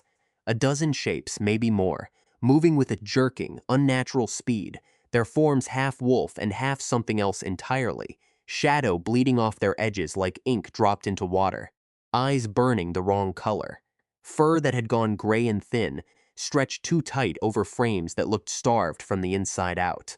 What are they? Tamsin's voice came out thinner than she wanted. Malric's work. Odalis' voice had gone hard as flint. Wolves he's fed on. Emptied out. What's left? When someone takes everything that made you a person and leaves only the hunger behind. Because there wasn't time for anything else after that. Because the first of them hit the camp's edge like a thrown spear, and Bryda met it head on, blade flashing, and the whole valley erupted into something too fast and too loud for Tamsin's mind to fully hold on to. Formation, Undine screamed, north, south, east, west. Tamsin's body found the position before her thoughts caught up to it, training taking over where panic tried to climb in, and the 4 of them locked into their square just as 3 of the shadow wolves broke from the pack and came straight for the center. She shifted. Crystalline fur blazed silver in the low firelight, and the first shadow wolf's claws skidded off her shoulder without leaving a mark, exactly the way Bryda had drilled into her 100 times over. Except this wasn't training anymore. This was a creature that used to be someone's packmate, someone's friend, hollowed out and pointed at her like a weapon, and some small, horrified part of her mind couldn't stop screaming that fact, even while the rest of her fought. "Don't hesitate," Brida's voice, somewhere to her left, cutting through the chaos. "Whatever's left in there isn't coming back." Suniva moved like a blur between two of the creatures, too fast to track, and one went down before it even registered the blow. Callous colors flared violent purple, and a wave of dazzling, disorienting light burst outward from her, scattering 3 more attackers into confused, stumbling circles. Ondine stood at the center of the formation, eyes rolled half-white, calling out warnings a half-second before they happened left. "Duck behind you." Now her sight buying them precious slivers of time that kept turning a killing blow into a glancing one. Torin fought like something out of legend, black wolf tearing through the shadow things with a fury that had nothing performative about it, and for one long, terrifying stretch Tamsin thought they might actually hold the line. Then something came out of the dark that wasn't like the others at all. It moved with intention, with purpose. Larger, faster, its eyes burning a deeper red than the rest, and it went straight for Tamsin like it had been sent specifically to find her, which, she would understand only minutes later, was exactly what had happened. She turned to meet it, too slow. The blow caught her across the ribs and threw her sideways into the dirt, breath gone, vision sparking white at the edges, and for one horrible, weightless second, she thought this was how it ended, not at some grand council gathering, not in some dramatic final stand, but here in a nameless valley, in the dark, before she'd even had the chance to learn what she was fully capable of. Then a blade came down between her and the creature's next strike. Not Brida's, not Torin's. Isadora stood over her, breathing hard, blade shaking in a two-handed grip, having thrown herself into the fight from somewhere Tamsin hadn't even registered arriving. Because Isadora wasn't supposed to be here at all. The thought arrived clear and cold even through the pain radiating up Tamsin's side. Isadora had stayed behind at Thornfield. Isadora hated her. Isadora had never once in 3 years done a single thing that wasn't cruel. Except here she was, blade planted, standing between Tamsin and something that wanted her dead. The shadow wolf reeled back from the blow and vanished into the trees, along with the last of its kind, the whole ambush breaking apart as quickly as it had started, shadows retreating into the dark, like they'd only ever been sent to test something rather than finish it. Silence fell hard and sudden over the valley, broken only by ragged breathing and the crackle of a fire that had somehow, impossibly, survived the whole thing. Tamsin stared up at Isadora, still too stunned to fully process what she was looking at. Why, she managed. "Voice, would you save me?" Isadora's face, that same face that had smiled while herbs scattered across stone floor, while a clay pot shattered into pieces too small to mend cracked open into something Tamsin had never once seen it wear. "Guilt. Because I did this," Isadora said, and her voice broke clean down the middle. "The ambush. I told him where we'd be. I told him the route, the timing, all of it." The valley went very still. "Isadora." Brida's voice, low and dangerous, blade still in hand. "Explain now." Because that was the moment everything Tamsin thought she understood about this night rearranged itself into something worse. "After you shifted at Thornfield." Isadora's hands were shaking now, the blade nearly slipping from her grip. "Everything changed overnight. Father couldn't look at any of us the same way. The whole pack started whispering that we'd tormented a future queen for 3 years, that we'd humiliated ourselves in front of the king without even knowing it. My betrothal fell apart within a week. My whole future just evaporated. Because of what you turned out to be. So you went to him." Odalus's voice cut through, ancient and merciless. "To Malric. He found me first." Isadora's voice cracked. "He said he could fix everything. Said if I helped him locate you, he'd make sure Thornfield's name was restored, that my family would be protected instead of ruined. He made it sound so simple. Just information, just timing. Nobody was supposed to actually get hurt. He said it was only meant to test your defenses, not kill anyone. And you believed him." Brida's voice, flat with disgust. "I wanted to believe him." Isadora's composure finally shattered completely, tears cutting clean tracks through the dirt and ash on her face. "Because the alternative was admitting that everything I built my whole life on being pretty, being cruel, being someone people were afraid of, instead of someone people pitted all of it, turned out to be worth nothing. The second, a broken Omega, turned out to be more powerful than any of us ever were. Tamsin pushed herself upright, ribs screaming, and looked at the girl who had tormented her for 3 straight years now, standing broken in front of her, having just against every possible expectation, thrown herself into danger to save the very life she'd once found so easy to despise. You could have let it happen, Tamsin said slowly. You could have stood back and let that thing finish what it started. Instead, you stopped it. I couldn't. Isadora's voice came out very small. The second I saw it actually come for you, actually try to kill you, I understood what I'd done, what I'd been part of, and I couldn't just stand there and watch. Bright's blade hadn't lowered. That doesn't undo an ambush that nearly got 4 people killed. I know. Isadora didn't flinch from it. I know it doesn't. I'm not asking for it to. Torin had shifted back, cloak thrown hastily around his shoulders, silver eyes hard and cold in the firelight. She led an enemy straight to us. Under ancient law, that's a crime the council itself would demand punishment for. I know that too. Something in Isadora's voice had gone strangely calm, like someone who had already decided they weren't going to fight for their own defense. Do what you need to do. Tamsin looked at her for a long moment, really looked, past 3 years of scars, past the memory of a clay pot shattering across cold stone, past every small cruelty that had once made up the entire shape of her fear, and found underneath all of it something she recognized far too clearly. A girl who had also been told, her whole life, that her worth depended entirely on being feared, or being flawless, or being useful to people who would discard her the moment she stopped being either. A girl who had learned cruelty the same place Tamsin had learned invisibility from a world that only ever offered 2 choices, and neither one of them kind. No, Tamsin said. No what? Bright's blade finally lowered, just slightly, confusion breaking through the anger. No punishment. Not tonight. Tamsin pushed herself fully upright, wincing against the ache in her ribs. She made a terrible choice. She's not denying it. But she also just put herself between me and something that wanted me dead, when she had every reason in the world to simply let it happen instead. Tamsin. Torin's voice, careful, testing. She could still be working for him. This could still be exactly what he wants, mercy, used against you. Maybe. Tamsin met Isadora's eyes, and something passed between them that had no place in 3 years of cruelty, no precedent, no name yet. Or maybe she's exactly what I understand better than anyone else standing in this valley right now.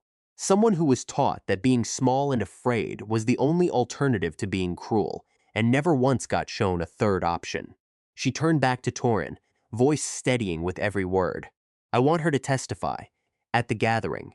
Everything she just told us, the council needs to hear it, needs to understand exactly how far Malric's reach already extends. That's worth more than punishing her quietly out here, where no one else will ever know what she confessed. Odalise studied her granddaughter for a long moment, something unreadable moving behind her ancient eyes. Then, slowly she nodded. Mercy offered freely, she said, is worth more than mercy demanded. Let her decide whether she actually wants to earn it. Isadora's face crumpled entirely, the last of her composure finally giving out. I don't deserve that. Any of it. Probably not, Tamsin agreed, and something almost gentle crept into her voice. But I've spent 3 years being told what I deserved by people who were wrong about nearly everything else too. I'm done trusting that particular measurement. They rode the rest of the way to the council grounds in a silence that had changed shape, entirely heavier in some places, lighter in others, the whole convoy recalibrating around a truth none of them had expected to be carrying with them. Isadora rode near the back, alone, saying little, flinching at every glance thrown her way. Nobody quite trusted her yet, Tamsin understood that. Trust wasn't a door that swung open in a single night, no matter how dramatic the night had been. But it was Garrick arriving to join the convoy the following morning, having ridden hard from Thornfield the moment word reached him of the ambush, who said the thing that finally cracked something open in the whole group. Because Garrick had spent 3 years right alongside Isadora and Casimir, laughing at the same cruelties, never once lifting a hand to stop any of it. And when he found out what Isadora had done, both the betrayal and the desperate correction that followed, he didn't defend her. He simply said, quiet and rough, I should have been the one to stop us. Any of the 3 years, I never did. Not once. He looked at Tamsin, something raw and unpracticed in his face. I don't know how to fix that, but I know standing silent while someone else pays the whole price for what we all did together isn't a place to start. Which was, Tamsin thought, the first true thing she'd ever heard him say. Then don't stand silent, she told him. Testify too. Whatever you saw, whatever you did, whatever you let happen, and never stopped say it in front of the council. Let the truth carry its own weight, instead of hiding behind whoever's easiest to blame. Garrick's jaw tightened, and for a long moment she thought he might refuse. Then he nodded. Just once. But it was enough. They crested the final ridge with the council's deadline still a day to spare, and below them the grounds opened out a natural amphitheater carved from white stone older than memory, 7 thrones arranged in a waiting semicircle, and somewhere beyond the tension already thick enough to taste, a single unavoidable truth settling over all of them at once, because whatever weighted down there wasn't just judgment. It was Malric. Fully awake now, fully aware that moon-marked blood had survived, fully prepared for exactly the confrontation he'd spent 65 years both dreading and craving in equal measure. Tamsin took a slow breath, felt her wolf settle into something quieter than fear, steadier than she expected to find at the edge of something this large. Whatever happens down there, she murmured, mostly to herself, we survive. That's what we do now. We survive, and we tell the truth, and we let the truth be the sharpest thing we carry. Beside her, Undine's eyes had gone distant one final time, catching some last fragment of sight before the moment overtook them completely. The shadow near you, she said quietly. I can finally see its face. Tamsin's whole body went cold. Whose is it? Undine didn't answer. Not with words. She simply looked past Tamsin's shoulder, down toward the amphitheater, toward the ancient white stone waiting below, where an alpha who had lived 100 years past his natural span was already, patiently, monstrously, waiting for them to arrive. The amphitheater was older than memory itself, white stone, worn smooth by centuries of feet that had walked in judgment, in fear, in the particular silence that comes right before something irreversible happens. 7 thrones sat carved into a waiting semicircle, and 6 of them held alphas whose power rolled off them like heat from banked coals. The 7th belonged to Malric, because that was the throne every eye kept sliding back to, whether anyone wanted it to or not. He looked 60 at most unlined face, dark hair, a body carrying strength that no ordinary wolf his supposed age should still have. Only his eyes gave the truth away, ancient, empty. Windows into something that had stopped being human, or wolf, or anything at all, a long, long time ago. Otilus's breath caught the moment she saw him. He looks exactly the same, she whispered. 65 years, and he hasn't aged a single day. Tamsin stood in the center of the stone floor, exposed on every side, her wolf settled into something quieter than fear. Behind her, Seneva, Undine, and Calla formed a silent wall, 4 points of a shape they'd practiced until their bodies stopped needing to think about it. Torin stood off to the side with Bryda, the only guards ancient law permitted, silver eyes tracking every possible threat, and finding for now nowhere to strike. Tamsin of Thornfield. Malric's voice came smooth as poisoned honey, or should I say moon-marked. Step forward. She moved into the light. The council invokes the ancient accords, Malric continued, to verify your heritage, to determine whether you are truly what you claim, or whether this is elaborate deception meant to destabilize pack order. I claim nothing. Her voice carried clean across the stone, steadier than she felt, which she'd noticed was becoming a pattern, always arriving exactly when it mattered most. I am what I am, moon-marked, daughter of Linnet, granddaughter of Odilus. The bloodline you tried to exterminate. Gasps rippled through the gathered witnesses. One alpha, a woman with silver-streaked hair and sharp, intelligent eyes, leaned forward. Odilus. The woman's voice cut through the noise. Of Thornfield's old line, but she died 65 years ago. You were told lies, Rosalind. Odile stepped forward, and for the first time in 65 years, she stood at her full height in front of the very council that had hunted her. I survived by becoming small, invisible, harmless, while you all forgot we ever existed. Malric's expression didn't shift, but something flickered behind those dead eyes. Recognition. and underneath it fear, buried so deep, it had almost stopped looking like fear at all. "Impossible," he said flatly. "I put my own blade through your mate's heart. Watched you run into the forest. No one survives the hunting grounds in winter. No one, and yet, Odalis' smile showed teeth. Here I stand." Bastion arrived at the amphitheater's edge, just as the accusations began building into something with real weight, flanked by a dozen Thornfield wolves, having ridden through the night to make it in time. He looked 10 years older than the last time Tamsin had seen him, but his spine was straight. "Father," her voice cracked, "I invoke the right of testimony." Bastion descended into the amphitheater, ignoring the immediate protests about neutral ground, about ancient protocol. "As Tamsin's father, I have knowledge relevant to this verification. The council will hear it." "There is no such right," Malric began. "Ancient Accord, Article 7, Section 3. Odalis' voice rang out, sharp as a struck bell. "Any blood relative may offer testimony in heritage verification. Old law, rarely used, still valid." Rosalind nodded slowly. "She's correct. Speak, Bastion of Thinfield." Bastion took a breath that seemed to come from somewhere deeper than his own lungs. "My mate, Lynette, was moonmarked. I knew this when I bonded with her." His voice wavered, steadied, kept going. "I knew the danger. The council's laws. But I loved her, and she said we could hide it. Live small, have a life together." A pause, thin as paper. "We had 27 years. 27 years of lying to everyone, including ourselves. Then Tamsin was born, and Lynette knew immediately her daughter had inherited the bloodline. Knew she'd be stronger than any of us had ever been. So she bound her," Malric said, almost bored. "Illegal magic. Forbidden magic. She used a mother's love." Bastion's hands clenched. "A binding ritual that would save our daughter's life. It required pouring her own life force into Tamsin, day by day, year by year. She knew it would kill her. She did it anyway. Because that's what mothers do." Tears ran unchecked down his weathered face now. "I watched her fade for 6 years, and I did nothing. Told myself she was just tired, that she'd recover.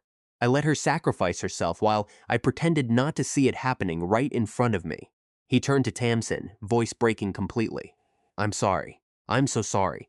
You needed a father, and all you got was a coward too wrapped up in his own guilt to notice you were suffering too." Tamsin's throat closed.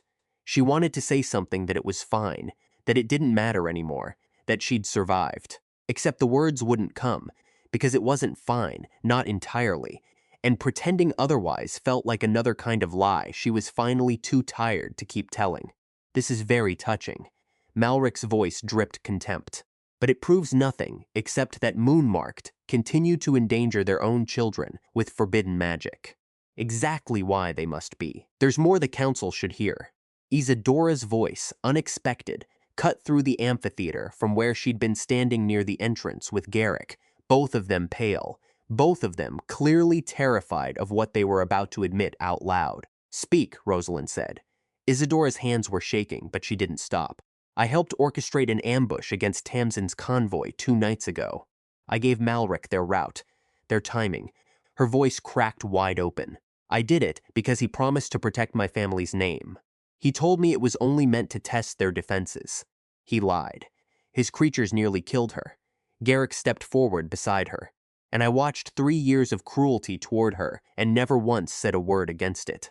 If this council is weighing what Thornfield owes her, weigh that too." The amphitheater erupted into noise, shouting, growling, alphas rising halfway from their thrones. Silence. Malric's command cracked like a whip, and the noise died, though the tension stayed coiled and dangerous underneath it. "You dare accuse me," he said, "based on the word of a foolish girl, desperate to save herself from her own guilt?" "I dare accuse you," Odalis said, "because your reach already extends into every territory in the north, and this council has spent 65 years pretending not to notice." "Prove it," Malric sneered. "You have no evidence. Just an old woman desperate to seem relevant again." "I have something better than evidence." Tamsin stepped forward, eyes beginning to glow with a silver light she hadn't fully learned to control yet, not that it mattered now. "I have truth." She'd practiced this with Odalis, the truth sight, the ability to look past what someone showed the world and see what they actually were underneath it. Every crime, every secret, every lie written plainly in the shape of a soul. Don't look at him directly, Undine hissed, urgent, her own sight already straining at something wrong. There's something in his eyes. Something that will trap you if you... But Tamsin was already looking, already opening herself, already letting her power reach outward toward whatever waited behind Malric's ancient, empty gaze. She expected to see his crimes laid bare. She didn't expect the trap. The instant her power touched his mind, it seized like a fist closing around her throat. Pain exploded behind her eyes, white, blinding, total, and something dark and starving tried to drag her consciousness down into the void behind his stare. She heard screaming, distant, broken. Her own voice, she realized, though it barely sounded like hers anymore. Because this wasn't truth sight anymore. This was being devoured by a century of lies so complete they'd become their own reality. Tamsin! Torrin's voice, somewhere far above the drowning. She felt him trying to reach her, felt Bryda holding him back, ancient law. No intervention allowed, not unless directly challenged. Foolish child, Malric's voice slithered through her thoughts like oil poured into water. Did you think I spent a century preparing for your kind to return without learning how to defend against your gift? I've consumed enough wolves to build walls, even you can't break through. She was drowning, suffocating, her vision narrowing to a single point of darkness that promised, almost gently, an end to all of it. Then another presence arrived. Odalus, her grandmother's power flowing into her like moonlight, poured through a crack in a wall, steadying her, anchoring her against the pull. You are not carrying this by yourself, child. You never have been. Seneva and Kala joined next, adding their strength to the wall Odalus had started building. And finally Undine, her prophet's sight cutting through Malric's deceptions like a blade finding the one seam in armor that actually mattered. Together, the five of them pushed, not trying to see truth anymore, just trying to survive, to break the trap before it finished what it started. They tore free with a psychic scream that cracked stone along the amphitheater floor. Tamsin collapsed to her knees, gasping, nose-bleeding silver that glowed faintly against white stone. You see, Malric spread his hands toward the council, mocking. They attack with forbidden mind magic. Exactly the danger we always feared. That wasn't an attack. Rosalind stood, voice cutting through his composure. That was self-defense. You did something to her. I saw it. We all saw it. Wait. Undine's voice, sudden and sharp, cutting straight through the mounting argument. Her blood. It's still on the stone. Tamsin looked down at her own hand, silver blood, soaking into white rock. Blood remembers, Undine said. It holds echoes of truth that can't be corrupted or twisted. If I can read it, it might show us more than words ever could. Odalise nodded slowly. It's old magic, very old, but if it works, it's worth trying. Tamsin knelt, pressed her palm flat against the blood-soaked stone. Her wolf rose to the surface, and she felt the connection snap into place, her blood, her power, her truth, reaching backward through time toward something none of them had been prepared to find. Show me, she whispered. Show all of them what he really is. The amphitheater dissolved into vision. A forest clearing, 65 years gone. Except this wasn't the massacre Odalus had described. This came earlier. Younger. A woman stood in torchlight, moon-marked, crystalline fur, catching the light exactly the way Tamsin's own did, her eyes soft with a kind of love that needed no translation. And beside her stood a much younger Malric, kneeling, their hands joined, a mating bond settling into place between them with a warmth that made Tamsin's chest ache to witness. His mate, his true mate, 65 years before any of them had been born. The vision shifted, and the warmth curdled into something else entirely. 6 alphas surrounded the same clearing now, torches raised, faces cold with the particular righteousness of people, convinced their cruelty was actually justice. And one of them held out a blade to young Malric. Prove your loyalty. Prove the moon-marked hold no claim over you. Or burn beside her. Malric's hands shook around that blade in the vision, the way they'd never once shaken in 65 years since. No, his younger voice cracked, desperate, pleading. Please, not her, anyone but her. The alphas didn't move, didn't soften. The choice remained exactly as cruel as it had always been his mate's life, or his own, and no version of mercy hiding anywhere inside it. The blade fell, and something inside Malric, something that had been a person, a mate, A wolf capable of gentleness simply stopped existing in that single moment, the way a candle stops existing the instant the wick burns through. The vision shifted forward, decades folding over each other.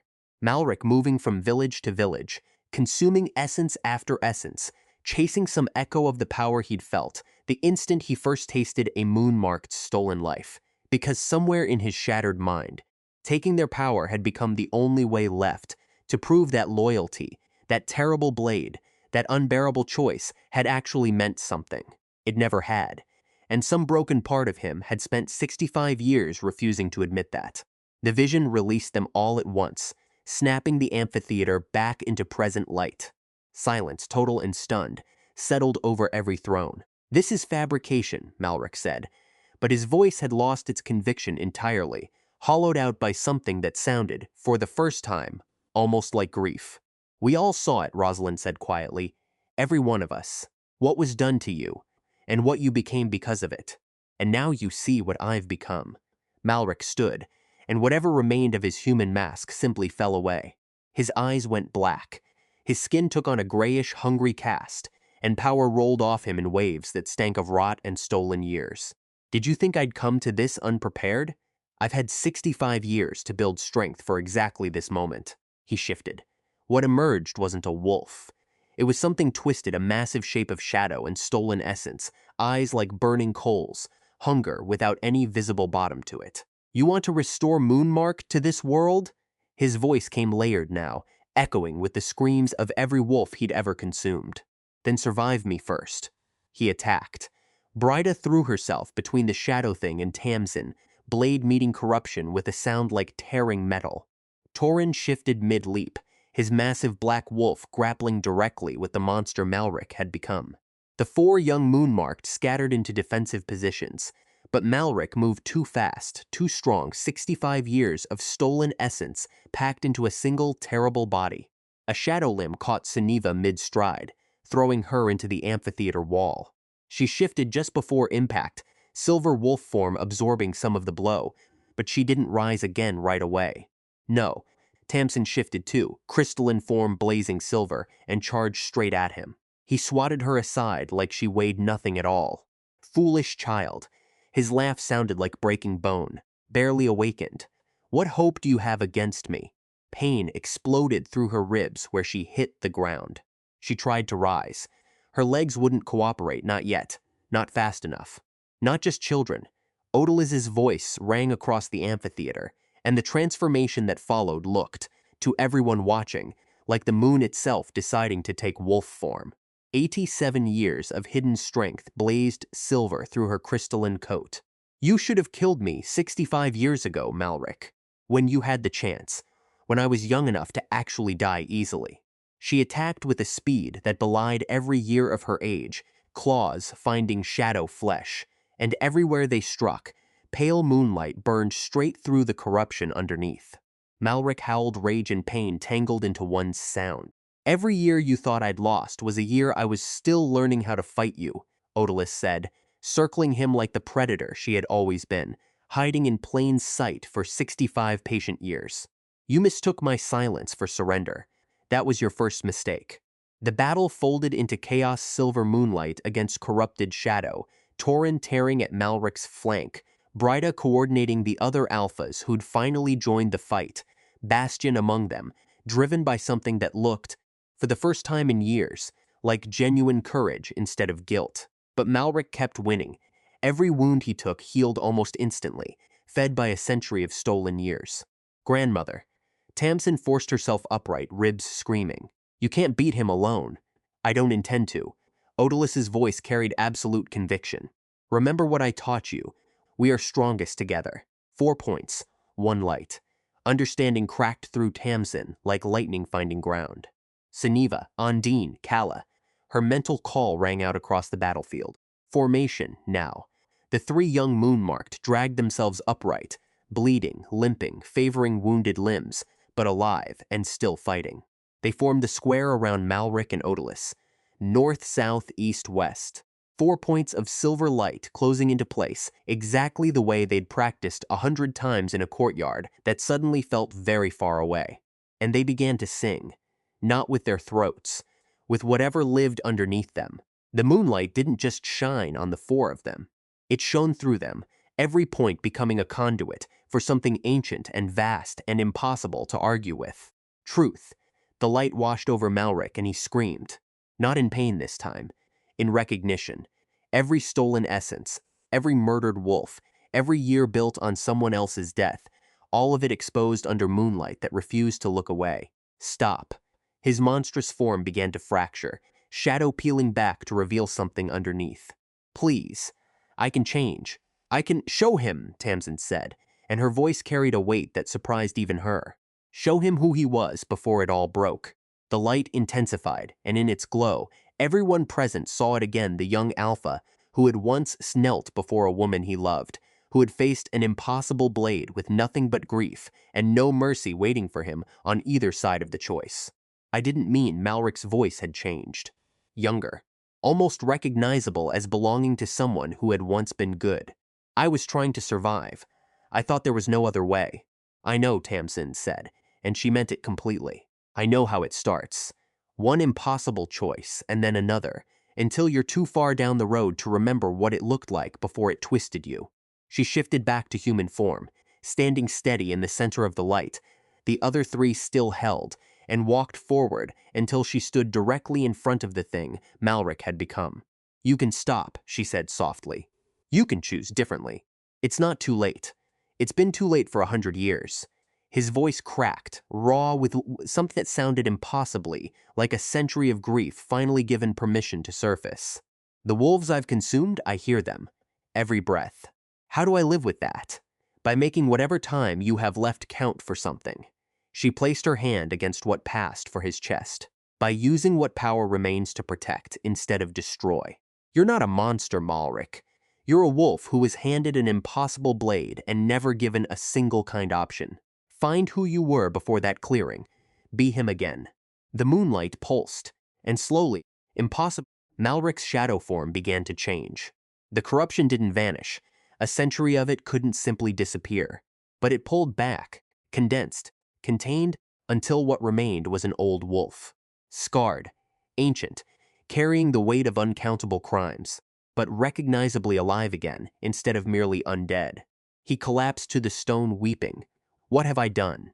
Oh goddess, what have I done? Nothing that can't be balanced, Odalus said, shifting back to human form, standing tall despite her 87 years.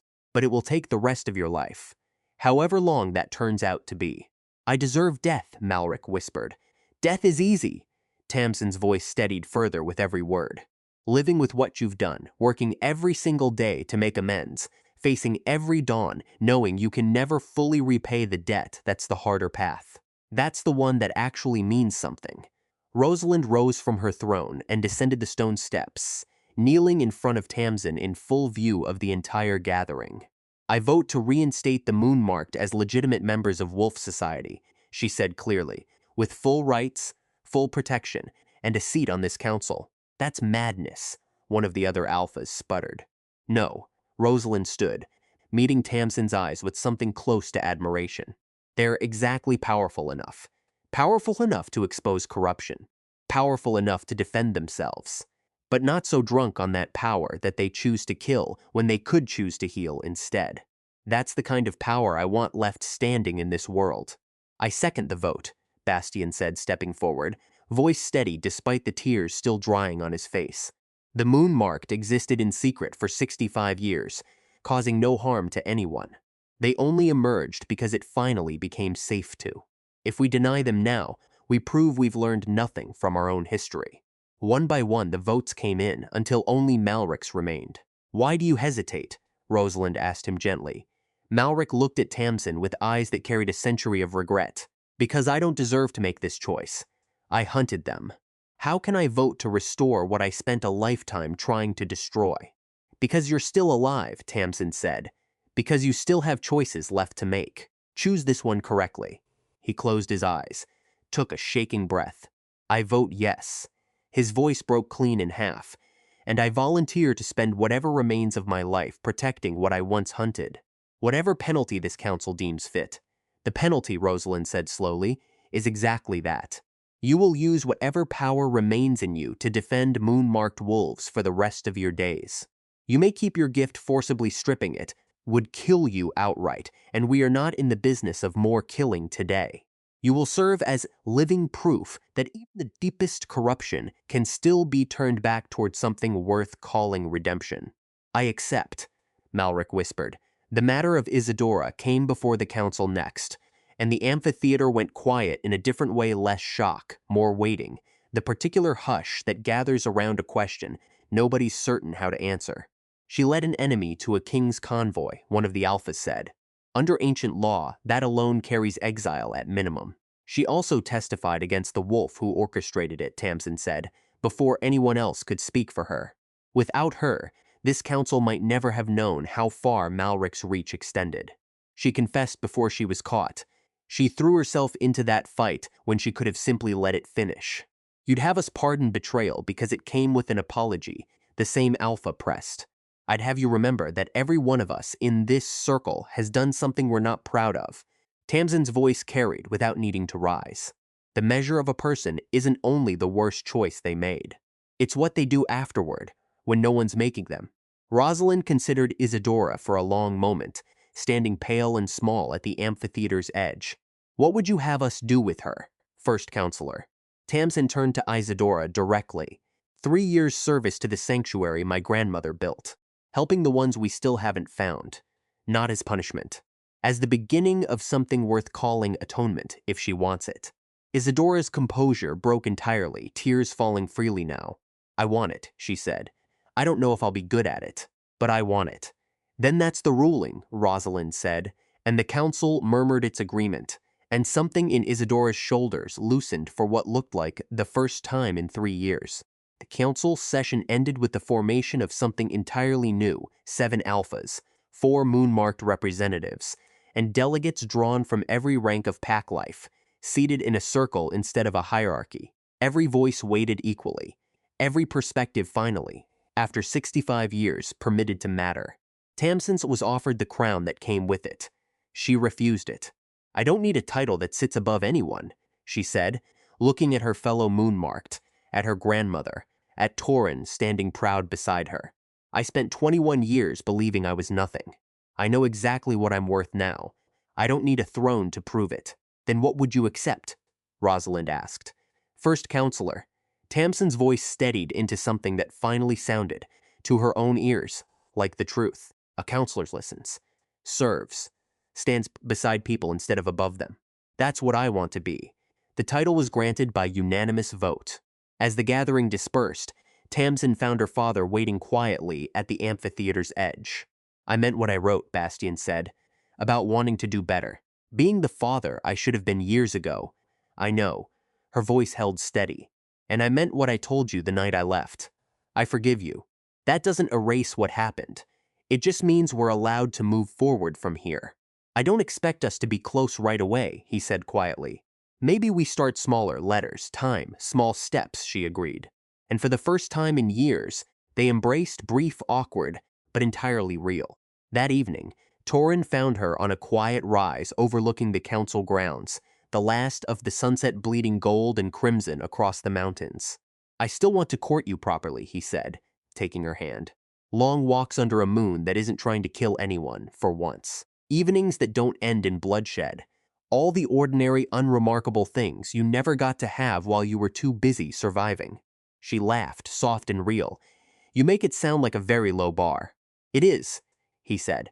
That's rather the point. You've spent your whole life clearing bars set impossibly high by people who never deserve to hold the measuring stick.